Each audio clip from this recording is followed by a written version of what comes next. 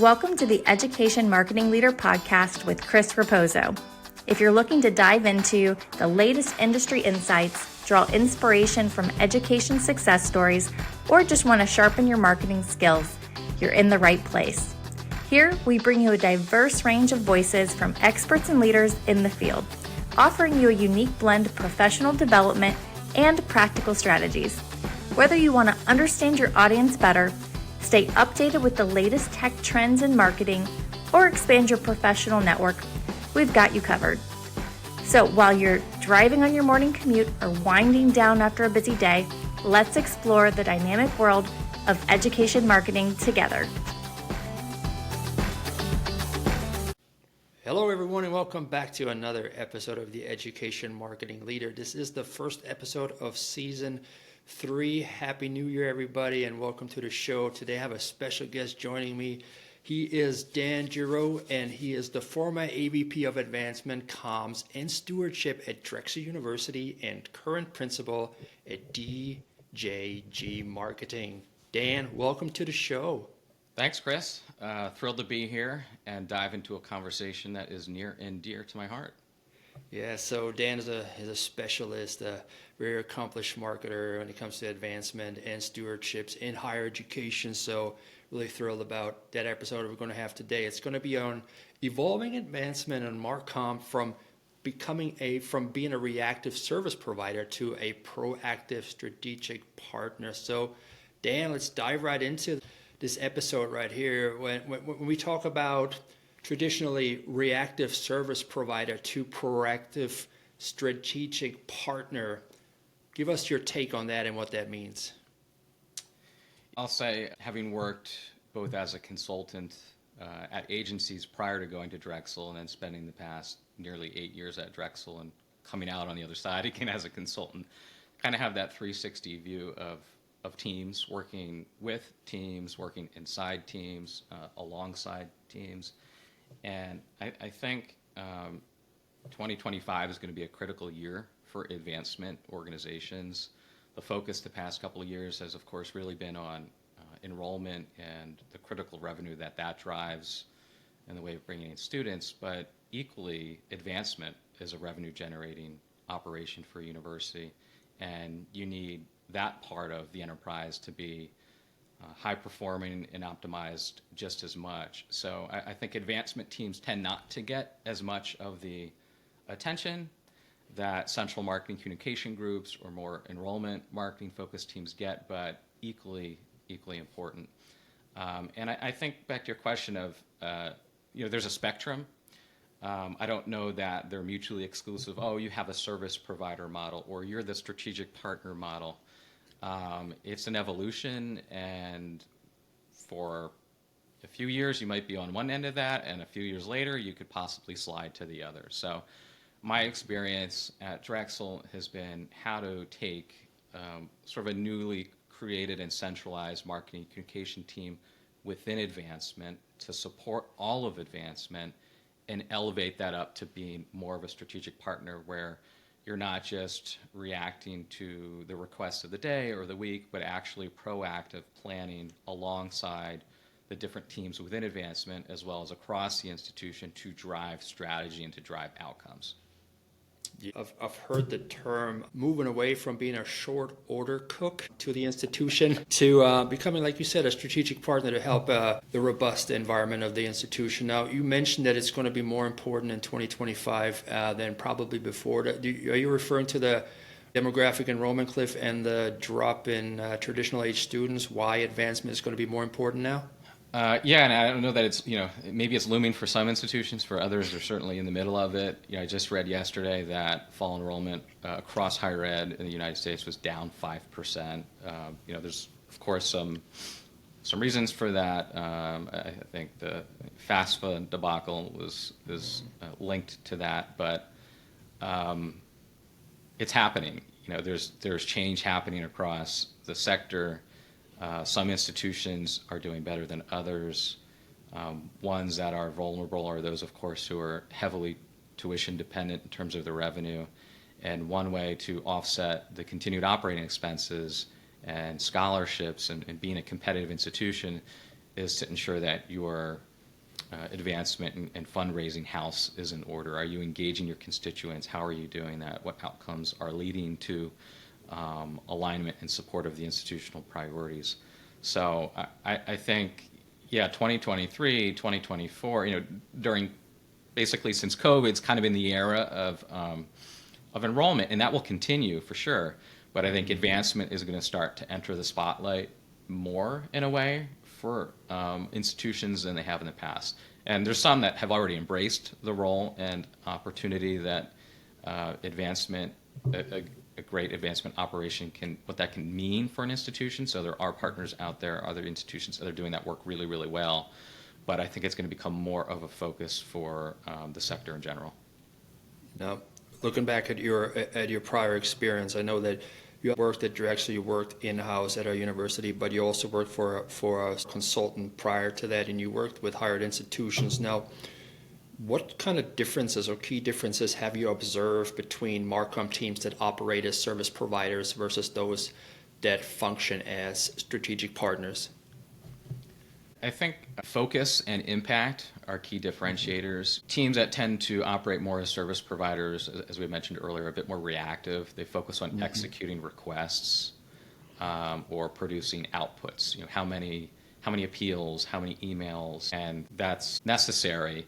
But you also need to balance the strategic thinking with that work as well. So they also tend to be a little bit more siloed. So a partner comes to them when they need the thing that they're requesting, as opposed to sitting down at the table together and shaping what is it you're trying to accomplish, and what we might then produce to support that could look different than what you otherwise would have come to us and asked for. So I think the more strategic partners operate with that higher level of collaboration, and they can actually shape priorities and shape the initiatives that they're executing, because they are able to demonstrate what those outputs are and the value associated with those when they do it in that more strategic fashion.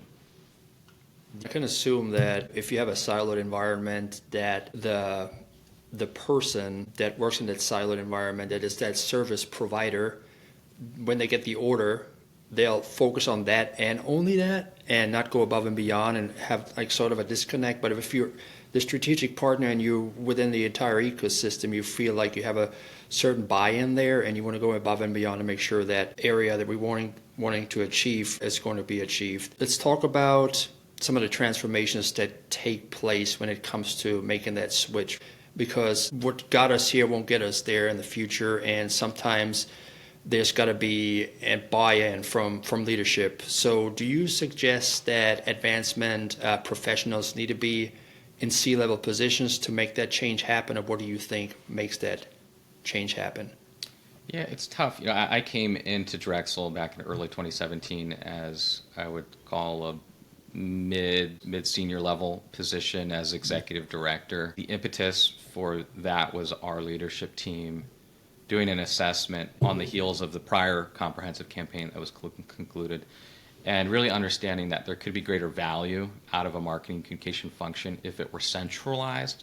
So they took team members that were residing in different advancement groups like advancement IT. There was some marketing staff embedded in alumni relations, annual giving, and so they assembled them into that centralized function, created the executive director role, and we're looking for somebody that could come in and help be a change agent and have the support of the senior leadership team within institutional advancement to do what was necessary to get that to be higher performing. And there's all kinds of, I think, transformational triggers that can prompt that. In our case, it was doing that organizational work coming out of a campaign, knowing that in a couple of years, or in my case, a couple of months, you'd be entering the public launch of another. So that's one. Financial constraints, of course, are another in higher education when you've got budget deficits that need to be resolved. You're cutting expenditures, you're trying to figure out new and creative ways to drive incremental revenue. And so that can prompt a lot of organizational structuring too. and then you've got, your crises of the week or the month or the year, and those can reveal gaps and opportunities or the need to change the way that teams are structured and what those roles look like and what they do. And now technology, right? We've got AI on the cusp of really breaking in and changing higher education in dramatic ways. It starting to happen a little bit in advancement, but I'd say we're kind of in the top of the first inning of that. There are a couple of companies putting really interesting products and services out there, and some institutions that are on the forefront of partnering with them to see what's possible. But higher ed is such a dynamic environment now, and it's only going to continue to be that way as more strategic impacts. It could be a presidential transition or other senior leadership transition. There's just the frequency and pace of these strategic shifts seem to be ever increasing, and that opens up, I think, a lot of questions, an opportunity to look at things differently and say, how could we do this work smarter, better, more efficiently, more effectively?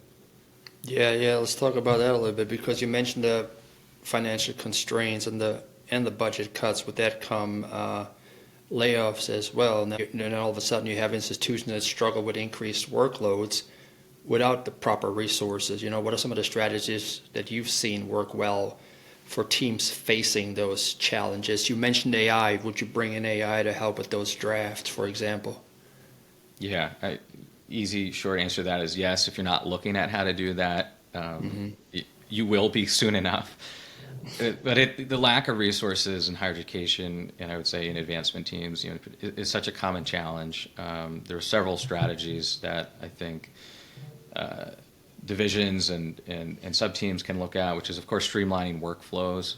So one of the things that I helped our team do early on in my tenure at Drexel was evaluate different project management softwares. They had been using the basic model of Basecamp, and we evaluated a handful and ended up moving to one that had much more robust capabilities in terms of intake and managing volume and communication with partners, approvals, all of the things, right? So streamlining workflows is one. AI can be or will be a huge opportunity in that. I think a lot of folks in advancement marketing and communications are likely already using that prior to having some kind of university sanctioned or division sanctioned policy, because the opportunity is too great. You've experienced the benefits, and once you do, there's really no way going back. Like, who wants to do some of the long form ways of whether it's generating initial drafts of content, stories? That's a tough one to sell to somebody. Is no, don't do it that way anymore. Now that you've experienced the power of AI. Leveraging internal talent is another. Drexel's model is pretty unique because of their co-op program. It's, I would say, perhaps the oldest or maybe second oldest. It's over 100 years in the country, along with Northeastern. It's among the best in higher education. And so within the university, you have different divisions and teams hiring co-op students for 6 months to come in and provide valuable offerings. So it's not just, hey, we need an intern, go make some copies and do things like that. But our team looked at where are we missing valuable skill sets, whether it's around video shooting and production and editing work, or social media day-to-day execution and platform management, an additional graphic designer, and we bolted people in. And at one point, I think we had upwards of maybe 4 students, some combination of co-ops as well as student workers. So that's one way to expand your bench without having to look at the high cost of FTEs and overhead benefits that go along with that. And then I would say just really, really prioritizing being strategic. So not all requests are created equal. To your comment several minutes ago, if you just tackle the thing that gets asked of you that day, you're never going to create the space to think more critically with partners and figure out, we could do that, but if we chose to make these set of decisions over here, with the finite resources that we have, we'll actually be able to create a greater impact. So, yeah, I would say really looking at how can you streamline and make workflows more efficient. How can you leverage the talent you already have? And I talked about co-ops and students, right? But you can upskill your existing staff, have them looking at technologies. You know, how could we be getting more out of the technologies that we already have and we're investing in? Before you maybe start to layer in AI more robustly, but again, right, how might that person's role on your team change because of the introduction of AI tools that can free up capacity for them to perhaps focus on higher value work, and then again, really prioritizing solid decision making of where you use your resources that you have. Yeah, you mentioned the co-ops and the students' involvement. At higher education, you have such a gold mine of talent. It's raw talent, but it is talent, and it is also a good way to give those students the necessary experience while they're still at school to get them prepared for the workforce and what is expected of them outside of the classroom. So invaluable experience that they gather through that, and some of them stick around. I've seen that too. You know, the student workers become full-time employees down the line, and they're more bought in than anybody you bring in. Sometimes that you bring them from the outside because they believe in the overall mission and the vision of the university because they were brought up in it. Part of your job, besides advancement, we mentioned it was stewardship as well. Let's talk about that a little bit. You know, how can Marcom leaders effectively steward the resources that they received and use data and analytics to demonstrate their strategic value to institutional leadership to make sure, you know, we got these funds and we're using them for the betterment of the university? You know, I think the era of going off of your gut is long gone. You know, there's a time and a place for that, and that's built on years of experience and observation, right? But you really need to have a strong data operation in your marketing, communication, and stewardship groups. So, and of course, tracking on metrics like event attendance, you're standing up alumni programming or donor events.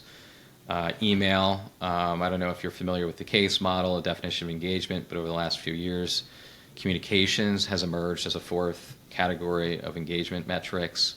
So how are you, driving against communication as a form of engagement and capturing, whether that's on social media or email or other places, and really helping show how constituents' contributions are affecting the positive trajectory of the institution, alumni participation, fundraising, really analyzing the data and the trends can help refine strategies for stronger results. So sort of that virtuous cycle of, having your team become more comfortable with data, and then being able to assess and understand what you're looking at and apply that to make the work continually stronger and more effective. Benchmarking against peers is another form. So higher education, does a lot of benchmarking for that. Referencing my Drexel experience, the alumni relations team there is a member of an organization called 𝐶Quad, which is comprised of, I think, a couple dozen institutions, and they all kind of share information around their alumni relations programs and insights. And so that's one way to assess, my peer set of schools over here are doing things a certain way, and this is what they're seeing out of that. How can I glean insights and apply it to our work over here? They stood up a virtual book club for their alumni, and this is what that did for them. Maybe we should explore that. So that's a great source of information, insight. I think the last one there, the opportunity for both marketing communications and donor engagement and stewardship is the forecasting ability. There are a lot of platforms right now that help with doing modeling, looking at alumni records, and outputting reports to suggest this is what these people might be inclined to do or give if they're engaged in a certain manner. And I think that's an area where I'm really interested to see what AI can do as well. Of course, you've got a lot of data privacy and sensitivity questions that you need to figure out there, and that's where institutions need to do a better job of on a fast track setting those guidelines in place. But the power of AI to help, whether you're an advancement Marcom team or an annual giving team or a principal giving team, it's across the board such a transformational opportunity to do that kind of higher strategic work that really groups, I think, haven't fully scratched the surface of yet. Yeah, you outlined a couple of things that really move the needle in the right direction. What are some of the common mistakes that you have witnessed or observed Marcom's teams make when they're trying to position themselves as strategic partners in an institution? Yeah, I think one would be a lack of clarity around the goals, understanding what those are, and that might not necessarily be something entirely in their control. Of course, they can be curious and wanting to know that information. Sometimes that information just isn't available because it's in progress being shaped or what have you. But I think when teams don't have a clear understanding of how to align their work with either divisional or institutional strategies, that's where they tend to focus more on the outputs and act a little bit more like a service provider, and then you've got partners treating them as a service provider.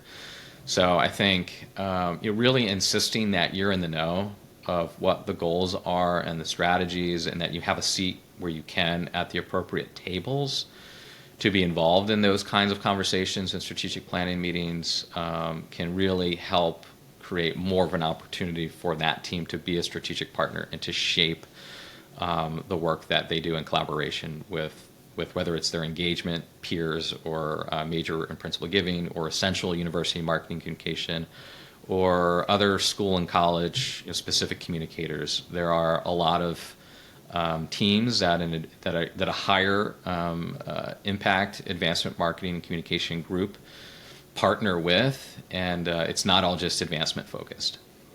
And, one of the things is that when you work with upper level leadership, not being afraid to ask the questions and look like sometimes we're trying to put on a front, trying to look like the experts all the time. But if there's a new strategic directions that we are not familiar with, instead of pretending that we know what's going on, really ask the question, how am I supposed to do that? And then open a conversation there, and not being afraid, like Simon Sinek talks about, being the idiot in the room, to open that conversation up a little bit more, Yeah, that's a great point. I'd say both based on my agency experience. So, I spent 12 or just about probably 13 years on the agency side before coming to Drexel.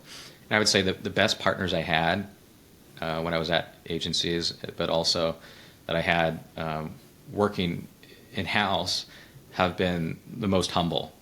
That they're not afraid to say, I don't have the answer to that. I want to know the answer to that. I'll work with you to figure out the answer to that, but I don't have it right now, right? So I think being transparent and humble and prioritizing collaboration is key to developing those kind of productive partnerships across an institution.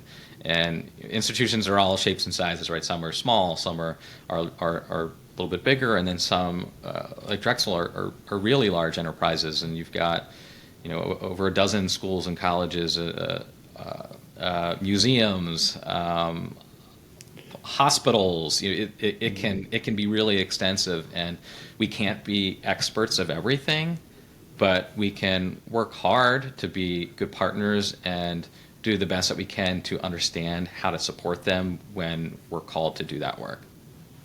Yeah, you mentioned humility, and humility, for somebody to become, to show the humility, they have to have a certain amount of trust for the person that they're working with and not feel like they're being thrown under the bus if they don't know a certain thing. Now, how do you build that cross-campus relationship and collaboration from moving from a reactive service provider to a proactive partner over time? What advice would you give Marcom leaders about breaking down silos and fostering meaningful relationships amongst teams? There are a lot of different ways. Speaking from my experience, when I joined Drexel, right off the bat, I needed to start to help the organization get to work on developing a communication strategy for a comprehensive campaign that was going to launch about 7 months later in the fall. So I think coming in with the background that I had in working in those kind of high-profile strategic initiatives with institutions as a partner gave me a lot of credibility to do the outreach I needed to do when I came to Drexel and set up those meetings and forge relationships. So I would say, do it early.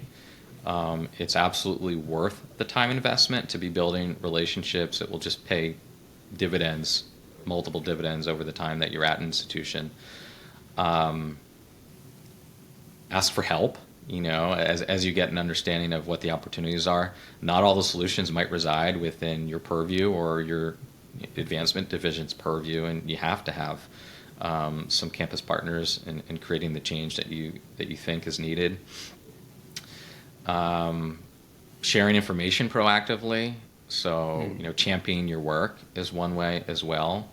It builds credibility. It's a demonstration that your team is capable of what you say you are, and that will want to, I think, just organically have people interested in inviting you into more conversations. And we know higher education loves committees and task forces, right? And if the double-edged sword there is if you're a strategic a partner and folks know that, you get invited to a lot of those different kinds of opportunities. And so they give great exposure to what else is happening across the institution.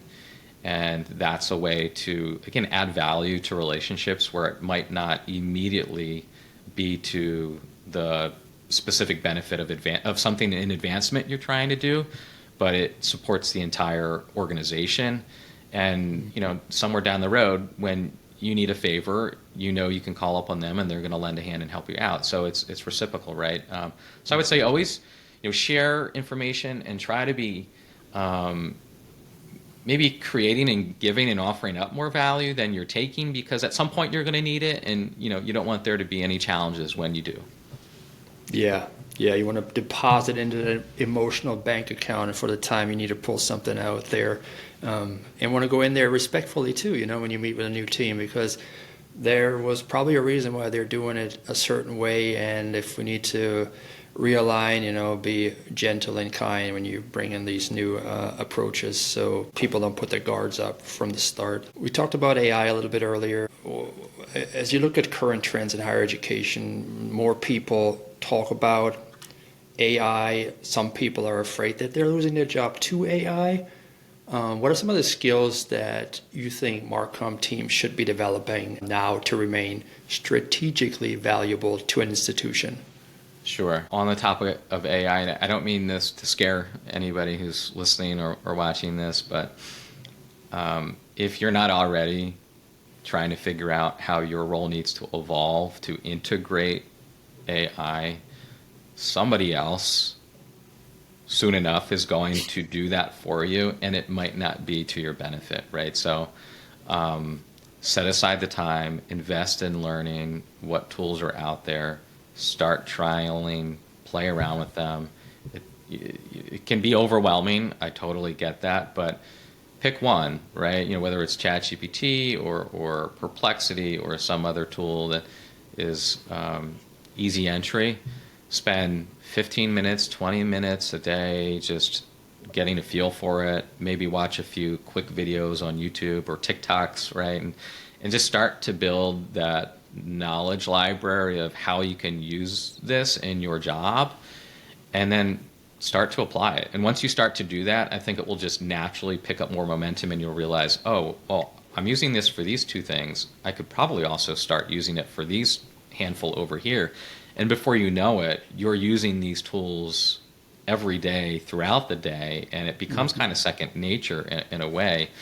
And a lot of them have different levels of features, right? You can, get the free version, which is a great place to start, but then once you get more comfortable and start to figure out where the limitations are of using that tool in the way that you want to use it, might be worth paying the $10, $15, $20 a month to unlock those additional enhancements to be able to do your work more strategically, right? So again, I would say everybody in higher education, marketing education should be trialing and testing different tools. You got to start somewhere, and if you're not, you will probably in early 2025, and you don't want to be the person who has the boss figure out, well, with this combination of tools over here, I can just, if there's financial constraints, I could eliminate that role. We could have team members adopt these tools, and we'll probably actually be in a better place. So have to be thinking proactively about your role, how you add value, and how you can leverage technology, both, again, the platforms your team's already using, but as well as new and emerging ones to create more impact. Yeah, it does become second nature, like you mentioned. Perplexity, for example, I use that for research now. Instead of going to Google, I go to Perplexity and put in a topic, and I ask it to give me some sources on that particular topic, and it serves up the best performing articles that I need or research papers. And if you have more questions about AI, you want to dive into it, you can always go to Enrollify Network, AI for You with Brian Piper. He has a great show on AI in higher education, so I highly recommend that podcast as well. If I could mention quickly that I'm partnering with Enrollify actually to do a 5-episode miniseries. It'll release in late February and through March that focuses on AI for IA. So what are the tools out there that advancement teams are using or need to be considering using, and what are the possibilities there? So they produce some really great content on AI, and again, it's all educational opportunity for people to figure out how do you elevate your craft. Absolutely. We'll be sure to tag that in the show notes once it comes out. Now, as we land that plane and close the episode, Dan, for Marcom leaders looking to transform their teams from service provider to strategic partner, what are some actionable steps that you would recommend for them to take first? Clarify priorities. So if your team doesn't have a really clear picture of what you need to be focused on and why for your advancement division, or it could be your engagement group within advancement, or the institution, the university at large, you need to get really clear on that. That will help ensure that your team's focused on the work that actually matters, and it gives you that opportunity to have a conversation with partners who might be asking for support with things that don't fit into that picture. And that doesn't mean that you need to say no, or maybe not now, we could do that later, or here's an alternative solution, right? Maybe you have a stable of external freelancers that you can introduce colleagues to do certain kind of work, because you know that your resources, as backed by your leadership team, need to be focused on this set of strategic priorities. So get really, really clear on that. If you're at the kind of, the level that I entered Drexel at as an executive director, or maybe you're an AVP, or it could be, if you've got supervisory and management level responsibility for an advancement marketing communication or advancement communication, right? Sometimes they're separate. Marketing lives somewhere in advancement, communication lives somewhere else. Sometimes they live in central university marketing communication. There are a lot of different models that are out there, but really assess and try to optimize your team. So, what roles are your team members in? What are the responsibilities? Where are the gaps? How do you solve for them, whether it is upskilling, or if you have the opportunity to hire new FTEs, which is becoming more and more challenging, and how do you make those business cases, or bringing in outside expertise that can help you do that work, as I just mentioned. So a well-optimized team is better positioned to operate strategically than one that isn't, and may end up performing more responsibilities along the line of the service provider. Investing in relationships, so building that trust across departments and across the institution, as I mentioned, showing the value that your team can bring to the table, and that collaboration. If advancement Marcom lives in advancement, that collaboration with the central university marketing communication team is so critical. A lot of times you share work, responsibility. Maybe it's around your institution's magazine that gets produced a few times a year, and they might have the budget in some positions, and then you might have some roles that contribute content or dollars to that. And so there's a lot of interesting collaborations out there. So really focusing on the relationship with those who are stewarding the brand, and here you are a team perhaps stewarding a comprehensive campaign. There's going to be a great need for collaboration and integration. And then I would say, as sort of a bonus, fourth item there, just measuring and communicating the impact. So you've maybe made the case that your team is capable of higher performing or more strategic work. You're taking measures to optimize that team. You're building those relationships across campus. Share the impact of that, right? How is that changing the way that your group is driving results? It'll help validate that this is the better approach for the organization. It demonstrates why continued investment in a strategic advancement marketing communication function is worth it, right? So, I'd say, those are kind of 4 keys to really thinking about and acting on a plan for becoming a more strategic partner. Perfect. Dan, how can people get in touch with you if they want to learn more about you or partner with you? Appreciate that question. I'm very active on LinkedIn. I post several times a week there, different kinds of insights and ideas. So hopefully you can link to that in the show notes, and I would encourage people to check me out there. And I'd love to hear from people directly. So if you've got an advancement marketing communication question or challenge, and you're looking for somebody to, somebody's brain you can pick, reach out to me through LinkedIn, and love to hear from you. Great. Thank you so much, Dan. I really appreciate your time today, joining the episode, and I know the audience will get a lot out of it. Take care, my friend. All right. Thanks so much, Chris. Hey everyone, thank you so much for tuning into the show and sticking with me to the end. If you enjoyed this episode, please be sure to subscribe to the Education Marketing Leader and share it with your friends and your network. This episode was brought to you by Scribe-A-Sound Podcast Production.